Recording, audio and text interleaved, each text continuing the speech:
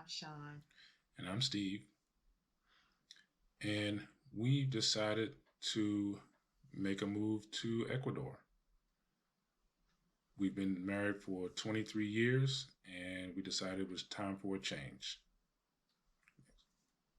The reason I feel that we should move to Ecuador is because we both work on different schedules. We very rarely see each other. And when we do see each other, it's either he happened to have a day off when I'm off, or it's only a few hours between me being off and him getting off. So I feel that we would be able to spend more time with each other. We can explore more and enjoy life together as we get older. We don't want to wait and something happen that we're not able to spend the rest of our days with each other enjoying life. So we both traveled together to several places outside the U.S. and I think our trip to Dubai kind of pushed us towards the direction of potentially leaving the U.S. Um, as I was looking into potential ways to retire early, several countries came up. Panama was number one for us at first. Then we decided to settle on Ecuador because we had a friend who was happened to be moving there, and took everything into account, whether it be healthcare, cost of living, crime, natural disasters, things of that nature. We just wanted to try to do as much research as possible, and honestly, this whole pandemic gave us a lot of time to think and consider how precious and how short our lives are, and what we really wanted to do. Did we want to work for another 20 Seven, years yeah, or so? It's not it's that not isn't what worth I it. wanted. It's not worth it. I think the benefit outweigh trying to make enough money to have a large nest egg. And who knows, by the time you get to that point, we both may not be in the condition to do what we can do now. So we decided that, hey, 2020 showed us a lot and that tomorrow isn't promised. So we want to take advantage of what we can do now together and have memories down the road where we were able to enjoy ourselves. Exactly. Like I said, we decided to make this move based on our current lifestyle being honestly more than we needed. Yes, Uh, because both our kids are grown, they have their own families, and yes, transitioning from our family because all of our family is here in the U.S. However, everybody has to live their life, and yes, we're going to miss our family. We're going to, it's going to be adjustment for me as well as for him, and because you won't physically be able to touch your family member, we know that we can do Zoom, WhatsApp, those types of connections. However, just not being able to sit down and have dinner whenever with a family member will be difficult. But we know that we both feel that this would be the best option for us to be healthy and also enjoy our lives as it is now and not 15, 15 to 20 years later. right. As far as briefly uh, planning something like this, it mainly came down to what are we willing to let go of, Mm-hmm. because obviously moving to another country can't take a lot of things with us. Uh, Early on, I tried to consider shipping some things, but then I realized that what am I really shipping that I actually need? Uh, Not much. Right. We can pretty much Put get everything everything we into some need bags. in some suitcases or duffel bags, Yeah, and when we get there, we can buy whatever we need. We can. We're looking to live as minimal as possible because we see that we don't need a lot of things that we have now.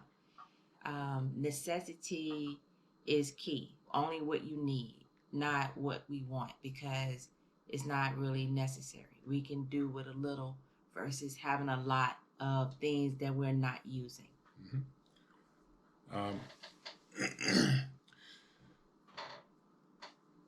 Also, when it came to planning, we had to, of course, make sure all of our documentation was in line. Whether we wanted to get the visas on our own, have someone else do it.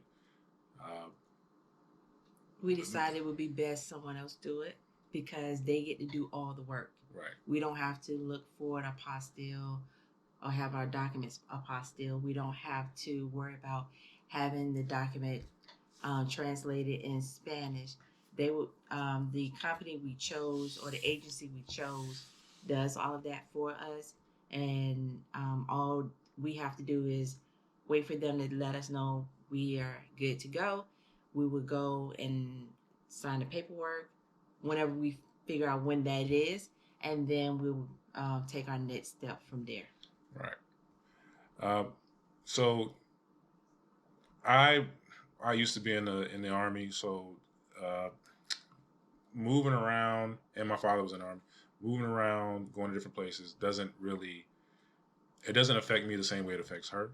So I have to keep that in mind that it's much easier for me mentally and physically to just kind of pick up and go somewhere and leave things behind. Um, I know that's not the same for her, so I had to in the planning of this make sure that it's something that she will be In agreement comfortable with, with. Yeah. yeah. Um, there's always the unknown. I'm not the type of person that really worries about that too much. Uh, I kind of look at things on the opposite end where it's more exciting for me to not know all the answers. Um, I like to adapt and think on my feet. Uh, but I know that everyone doesn't think like me. My wife doesn't think like me. So I have to know that there are things I will have to perhaps convince her of Prepare or me. prepare her for. Yes, because I am a planner, I'm an organizer. I like things to work accordingly. I really don't like unexpected things that I can't control.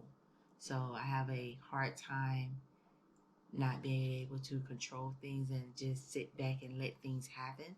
That's not how my brain works. That's not how I adapt. So this is going to be a huge transition for me and a huge adjustment because I plan everything. So allowing him to just lead without me having my hands and everything is difficult, but I trust him because I know he's going to do what's best for us. As far as taking a trip, like I said, we've been a lot of places, but we've never been to South America. We did have a friend. Yeah, we have a friend who's from Ecuador.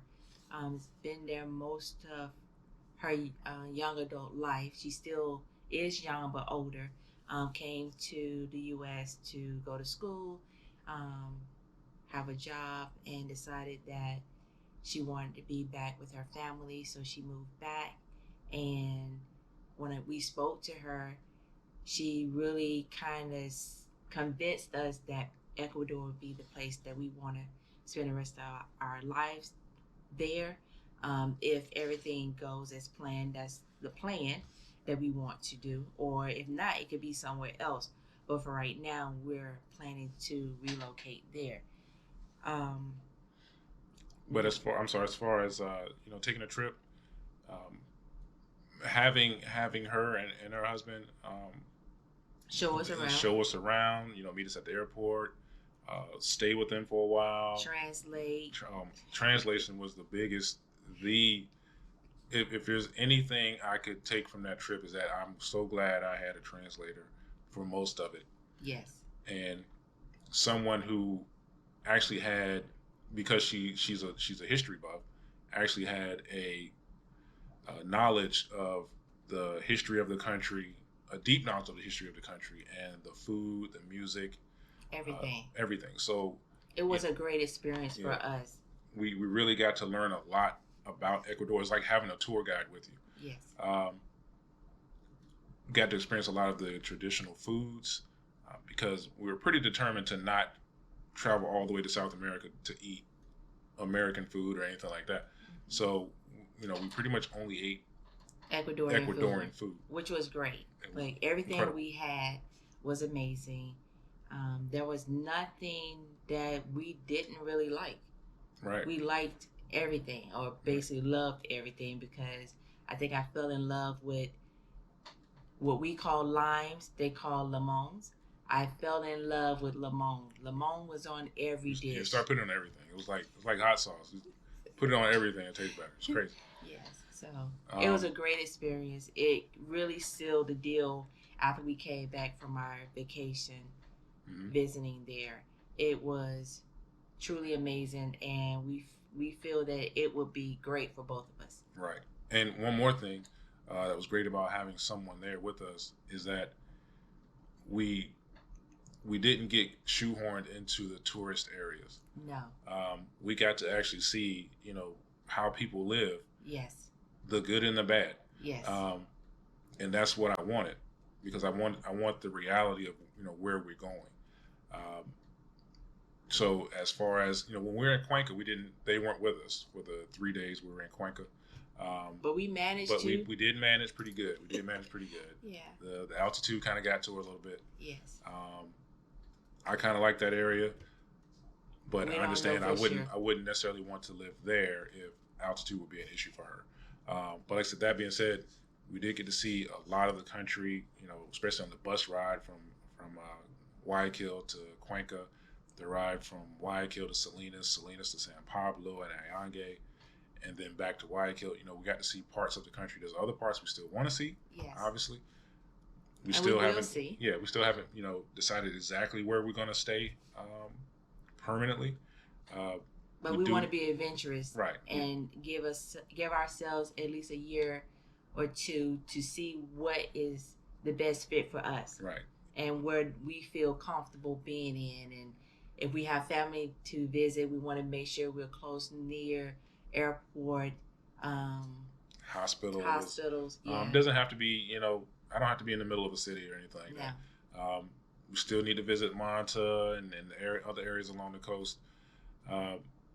And of course, just a few other cities in general. We just want to kind of relax. Yes. That's pretty much it. Pretty much it. We just want to be with one another, enjoy our time together, and explore. And for once, be on the same schedule and get up and do whatever we want to do. Which is basically no schedule. Basically. Which is what I'm looking forward to, honestly. So, of course, there's potential dangers. People assume South America, anything near the coast, hurricanes, but I already knew that wasn't an issue. I know there's earthquakes. I've lived in Alaska before. That doesn't really bother me too much. Crime happens here. I live in Virginia. Crimes happen everywhere. Right. So it doesn't worry me here. It doesn't worry me there any more than it does here. It can happen, of course, but right. I mean, if you don't put yourself in certain areas or put yourself in potential danger, you shouldn't have anything to worry about. People live there, so we live here, and 2020 was a lot. So most of 2021. That too. So enough is enough for me. Mm-hmm. I just need a mental break. I hope this give me what I want.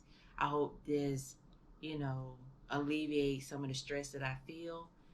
I know it's not going to cure whatever I'm feeling, but hopefully it will alleviate some of it, and I can deal with the rest of it in a different way. Right. And lastly, what has probably been the biggest obstacle? Learning Spanish. Yeah. Learning Spanish has been fun and difficult. We are picking up some words, but of course, We're getting tutored. He has a tutor. I have a tutor, and we both have our both of our tutors are different. His tutor speaks only in Spanish. Mine speaks English and Spanish, so it's helpful for me to learn that way. It's helpful for him to learn his way, and so what we want to do is make sure we know enough that when we do move, we have a good understanding to be able to communicate in a way that people understand and we understand them. We're not going to be probably fluent, Right.